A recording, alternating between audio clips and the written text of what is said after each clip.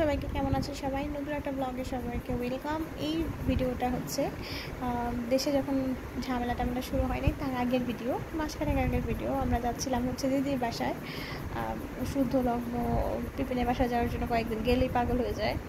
আর শুদ্ধ কিছু জিজ্ঞেস করো পিপিনের বাসায় যাবে, তো পিপিন পিপিন পিপিন সে বলতেই থাকে যাবে।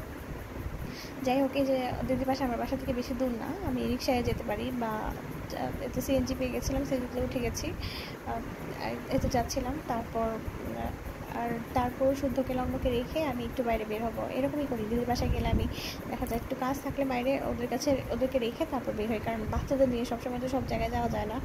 আর এই তো দুপুরবেলা দিদির কাছে লগ্নকে আর শুদ্ধকে ঘুম পাড়ায় রেখে চলে আসছিলাম।